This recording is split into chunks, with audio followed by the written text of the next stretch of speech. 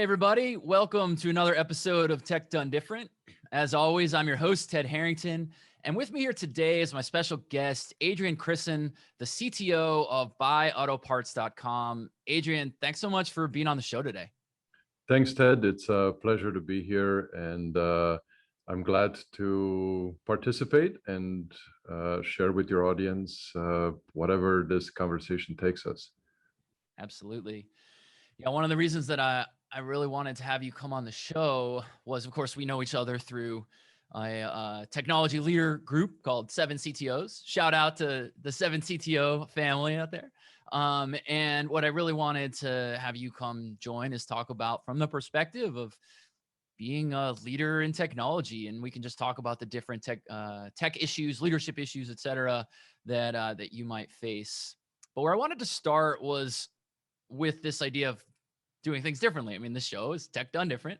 And you and I were chatting earlier about the fact that even though we're both technologists, we're both operating obviously in technology fields, we both have an affinity for the analog and for writing handwritten notes. And you were starting to allude that you have maybe an interesting system around that. So tell me a little bit about why it is that you think a more analog method of note taking, physically a pen on a physical paper, why does that work for you?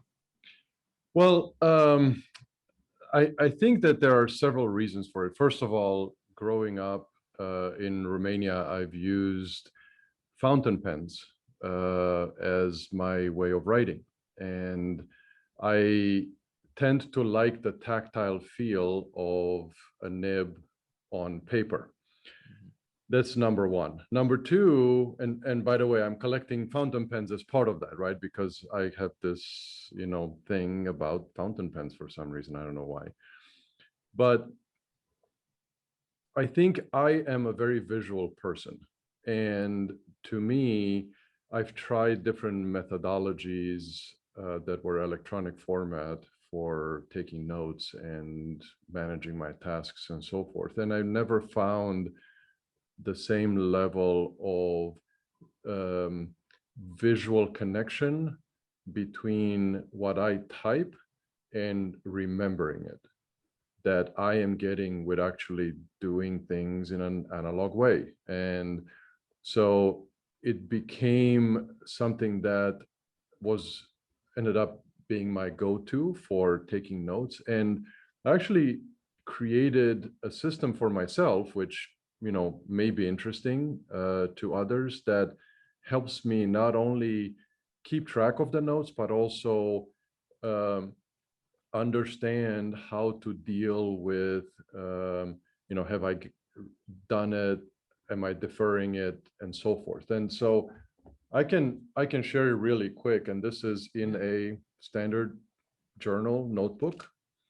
I have a system, and maybe I need to take my background off so that way you can see it. Yeah. So for everyone listening, Adrian's showing this really cool notebook that he's got going on with So maybe if you describe the notice, different. everything is taken down as a note. But I also have a rectangle in front of any action item that I want to take and deal with. And in these action items, I'm actually writing down when it gets done. So if you notice, when I have it done, I say done, or it's in OneNote, or I've transcribed it, or in some cases deferred. And one of the challenges with that is, okay, on which page, and notice that every page is numbered, on which page do I have an action item that I have not done yet? Because that's the biggest problem is I want to go figure out what are the action items that I want to deal with. Well, I have at the end of the notebook, I have a catalog system that basically shows me just the pages that have action items that are not done. So I can quickly, what I'm seeing, it looks like maybe you hand wrote all the different page numbers throughout the book where you have an action item, and then you've gone through and you scratch them off as you finish them. So you visually see the completion. Correct. And then you also see what's remaining. Correct. That's very interesting. And so for me, like it says page 70. So because the pages are numbered, I can quickly go to page 70 in the book, in the notebook, and I have an action item that I haven't completed it on that page. Very quickly, very simply, I just now know that I need to go complete it. And because the pages are in chronological order, typically I know that the lower numbered pages have action items that are older than the newer pages. And Yeah. so, and I tend to put action items only around things that are important. So I don't get into this, urgent versus important conversation. Right. So um, it helps me not only remember that I have action items, but also now I can track them and find them and potentially even take notes about how did I resolve that action item, or was it deferred, or is it done, or I don't care about it anymore. Yeah. Yeah, so a few things jumped out to me as you were walking through your system there, and of course, people who are listening to this couldn't necessarily see the notebook, but the elements. There were a couple elements that really stood out that you don't even need to see the book to understand. But one was that this isn't just like chicken scratch handwriting in a book. There's actually a visual methodology. You have open boxes that indicate to you, hey, that requires action, and so that's the first part, is the visual element. And the second element is the part you were saying where the actual tactile process of writing that down makes the note that you're taking, the action you're trying to do, be a little more, I guess, permanent or real for you. Is that a correct Correct. interpretation of the key parts of the system? Yeah, I mean it's great, and the fact that I have the cataloging at the back of the notebook, I think, is something that became very, very important to me because as I take so many notes, uh, I tend to just not remember on what page an action item exists. So the fact that now I can keep track of that is become a critical part of the whole system. And Yeah. you know, it's there are very many cases in which, for example, an action item becomes something that I need to go create a team foundation service, like a TFS backlog item, and I just write it down. I wrote TFS number 12345 in that box.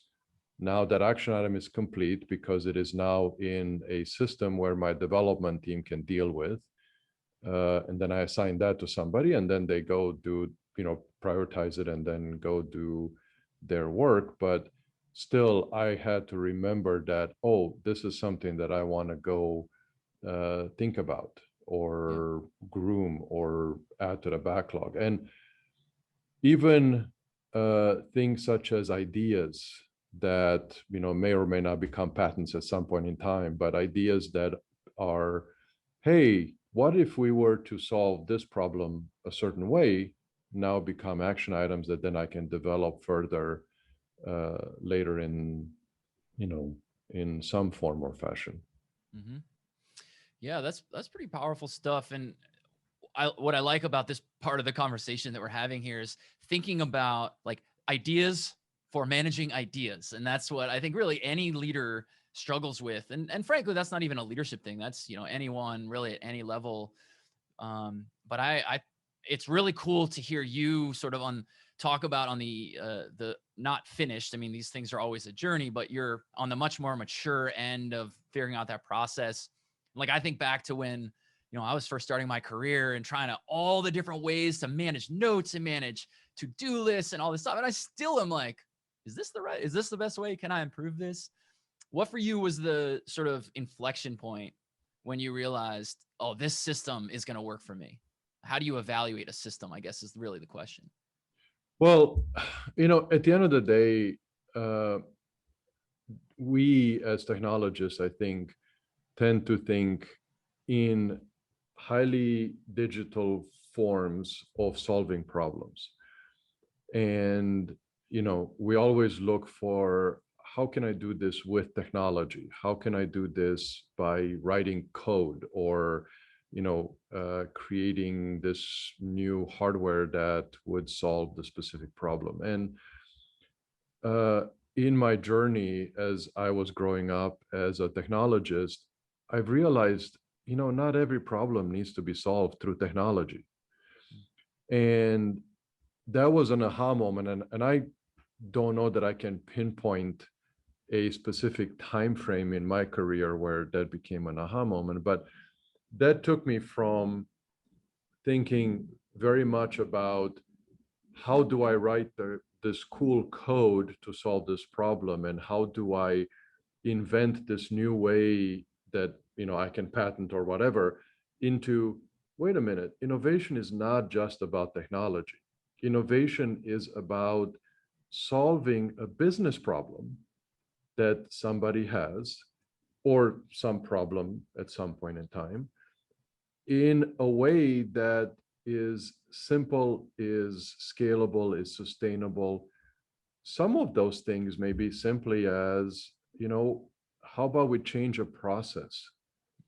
And many times I found that if I take a step back from being a technologist into being ultimately a problem solver, it becomes a very different way of approaching things that are giving me the ability to actually focus on how to solve a particular problem in the fastest, simplest, cheapest, easiest way, instead of how do I solve it using technology.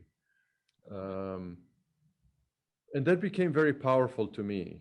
And as I am working in a small company, resource constrained, financial challenges from time to time, skill constrained, it gives me now a different way and a different approach to getting things done without having to have this army of people that can just build things all the time. Mm-hmm. I like the way you're framing this around constraints, of course, resource constraints, skill constraints, etc. Of course, money constraints is, I'm sure, in there too. So you have to, of course, determine how to allocate those finite and limited resources when there are many different priorities or initiatives competing for those resources. How do you think about determining where to prioritize allocating those resources? Well, at the end of the day, part of the prioritization process is understanding what are the business needs. And you have to find ways to balance the short-term tactical activities with the long-term business needs. And to do that, you need to start with what's the vision of the company, or what's the vision of the specific set of projects and strategic intent, right? Once you understand where I want this company to be in the next, year, at the end of the year, etc., then I can start backing up and saying, what do I need to accomplish in order for me to do that? So that's my strategic intent, and that's how I build my thought with respect to long-term goals for the company and solving the business problems for the company. Mm. But there is a tension between that and the tactical activities that are, keeping the lights on. Oh, power company just told me that I'm going to not have power to my building for 10 hours. Oh, shoot, now what do I do? How do I deal with that? How do I approach the fact that my weekend is gone because now I have to shut everything down because I don't have a generator in my building? Make sure that then everything comes back up the next morning in the right order.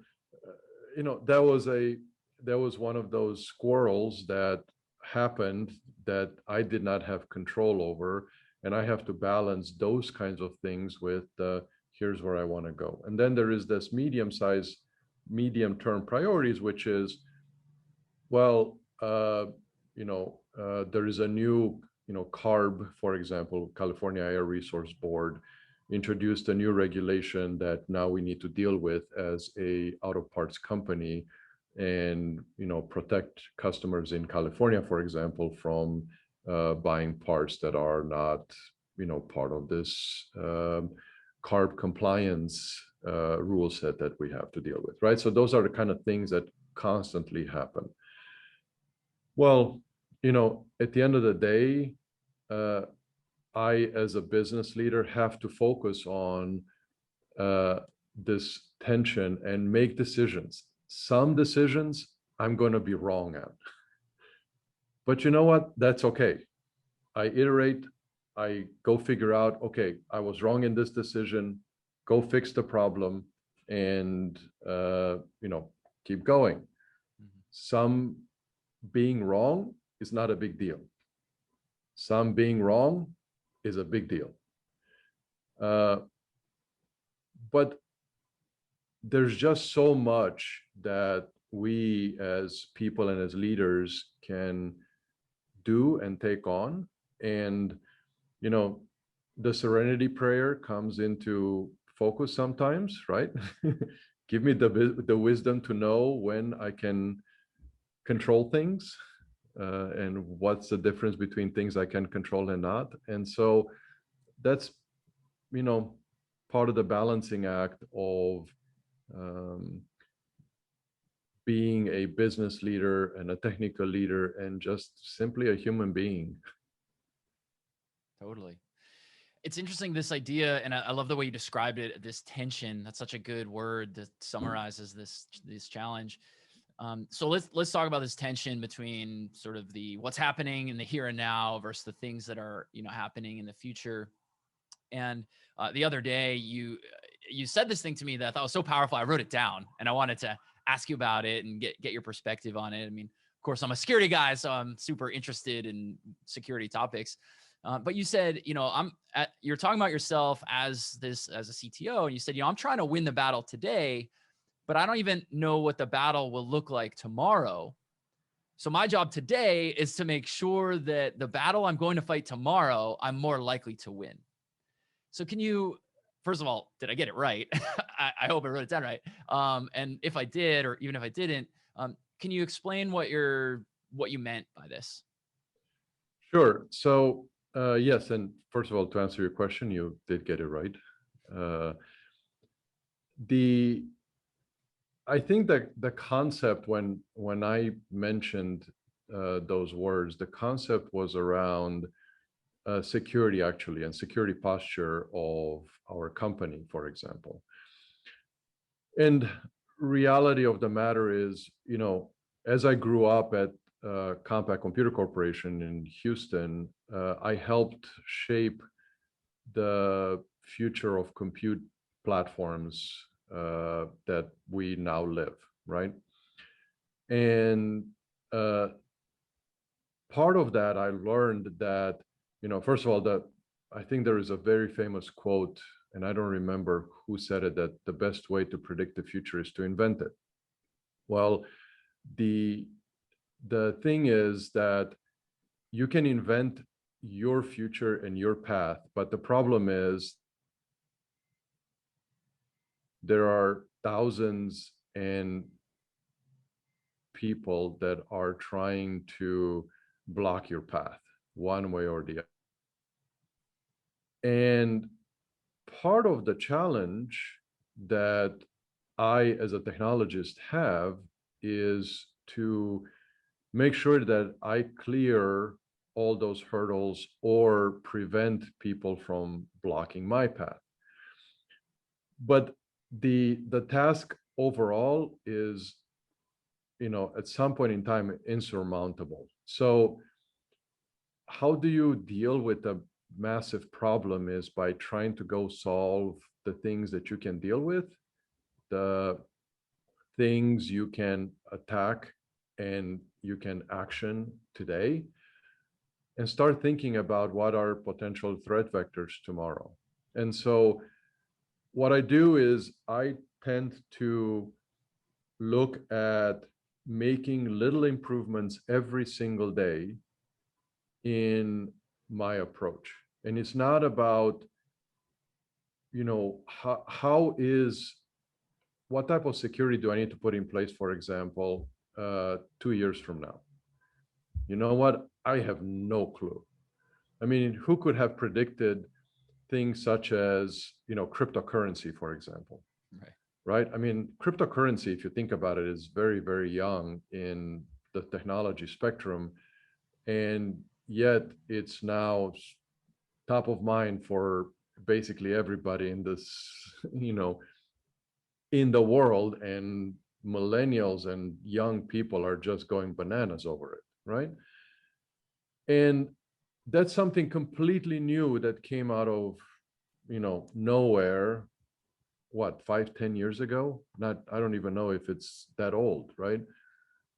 But the same is with security. Things, uh, things that were not threats 2 years ago are now major threats, right?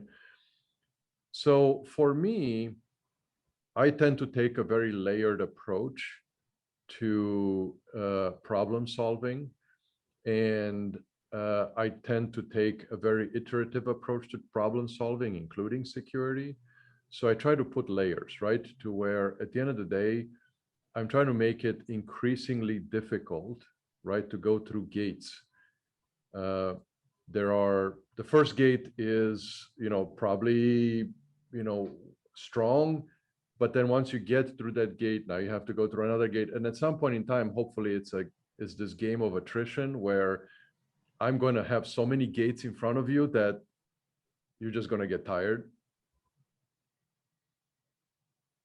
Hopefully that will keep me ahead and buy me enough time to put more gates up and keep trying to stay ahead of the game. Now, I also research a lot. So I do a lot of reading on a daily basis. I look in the news, Wall Street Journal, and, technology kind of information. Um, but I also try to change the tools that I'm using, right? So go from one antivirus to behavioral antivirus, right? So signature based to behavioral approach and artificial intelligence or machine learning. Or, you know, do I need to do that? Probably not if I just don't look at the future, but I think behavioral antivirus is adding to my threat posture, right? And so, yeah, I'm going to go make that change because it's a small change that hopefully will give me big benefits short term, immediately, as well as long term, because those companies that are focused on driving machine learning and figuring out how to solve these security problems are probably going to be next generation, and they're going to think about the next generation after that and so forth. And I need help, and I'm going to use the big brains at the companies such as, VMware or CrowdStrike or whichever, company you choose to have your endpoint protection, to give me that help, right? And hopefully that answers your question. It's what you're looking for. It's a start. Yeah, it answered the first question I had, and now there's 57 more that I need to ask as a follow-up. There were a lot of really interesting insights and themes that came out of what you just said. A few of them, and I kind of want to break down into each of these, but a few of them were things like what the right mindset is, getting better every day. You talked about how do we deal with change. You talked about defense in depth. So maybe let's start with the first one, this idea of, you mentioned you try to get a little bit better every day. And, we talked earlier about handwriting notes. I'm scribbling furiously right now, like with a gazillion underlines, because I'm like, yes, I mean, I literally wrote about that in my book that, that's what security is are we better today than we were yesterday? And will we be better tomorrow than we are today? And so so you already agree with that perspective, which is awesome. Do you find that you run into challenges with others maybe I'm not asking you to call out people in your own organization, but do you find that that mindset is one that is commonly shared or is not commonly shared in your experience? Well, so if we are talking specifically about security, then I have the opportunity to be at the top of the food chain in my organization with respect to technology, right? So that places me in a privileged place where I can, hang myself with my own rope. So, for lack of better terms, so I make the decision, right? And so from that perspective, I'm not getting a lot of challenges other than, okay, so now I need to go budget to purchase this specific tool or solution, right? But I make a business case and I just go do it. If you're asking about other types of activities that are, how do we make the world a better place or the whole company a better place? How do we do that in an incremental way? Yes, there are challenges with that in general, right? Because people tend to work very differently. And the way I think about things tends to be um, against the grain sometimes. And I have to take people on my journey. So even though I may know where I want to go, and this was a learning that it took me a while earlier in my career, I would just get really, really frustrated with people not understanding. Like, I see the solution, I see where we need to be. Right. But why is it that I'm the only one seeing it? And I had to realize that this was part of my growth, that everybody thinks differently, and that's okay. That's actually part of the power of us as individuals coming together to solve a problem, right? We all have different perspectives. So my job became not how do I, smack you upside the head because, you need to come to this specific point, but how do I guide you through my journey and learn from the things that you have to bring to the table that are missing in my repertoire, right? Because at the end of the day, yeah, I may have some experience in doing technology and things of that nature, but I've learned that listening to people's perspective, even those that are not technology savvy, a lot of times bring back nuggets of data and information that I can use to very quickly create a different approach or a different solution to the problem than why I intended to build. And so what happens is this whole initial solution that I thought I was the smartest guy in the room and I could get everybody to be on board and take you there, turns out that I had to go and adjust and pivot to go in a very different direction because the data that I had and the way I was looking at it, while correct, was insufficient. And, that was something that I had to learn. But overall, I think it has given me the ability to now build solutions that are inclusive, and I also get buy-in from those people that have to go live with those solutions because they were part of the solution, not part of the problem. And that's organizational change and organizational development. And that has been something that I've learned through time. And one of the techniques that I use, for example, when there is disagreement, right? Because you always get those types of things, is to focus on what are the things that we agree on, right? So you have this massive problem that you're focusing on, and everybody doesn't like it, doesn't agree with the solution.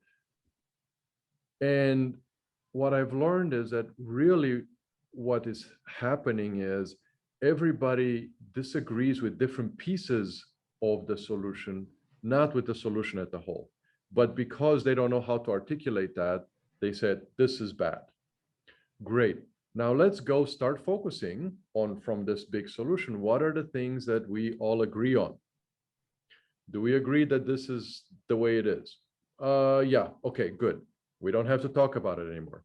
Do we agree about this one? Yes, we don't have to talk about it anymore. And then you very quickly get to the nugget of disagreement, and then you can build a solution really specifically to that disagreement because everything else is resolved. And once you realize that, and once you do that, large disagreements and problems and taking people on your journey become very simple, because now you can now start discussing the things that are really important to the people. And it also shows that you listen. It also shows that you understand what they're saying, and it's not just blah, blah, blah, blah, blah, blah, blah. Yes, but here is how to solve the problem, right? And it becomes a very collaborative activity that people now have a buy-in. Yeah.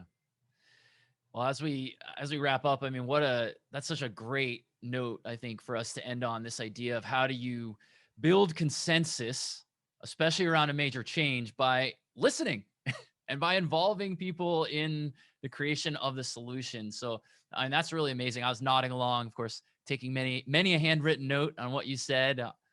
Selfishly, I'm going to go implement a lot of your ideas. So thank you for having this one-on-one consult with me. Adrian, as we wrap up here, any last words or anything you want to leave our audience with? Well, first of all, thank you for having me on your show. It's been a great pleasure, and I like sharing. I like helping and coaching and doing things to leave the world and my company or whoever I talk to better than they were 10 minutes ago or 15 minutes ago. That's part of who I am. And I think it's a lot of fun.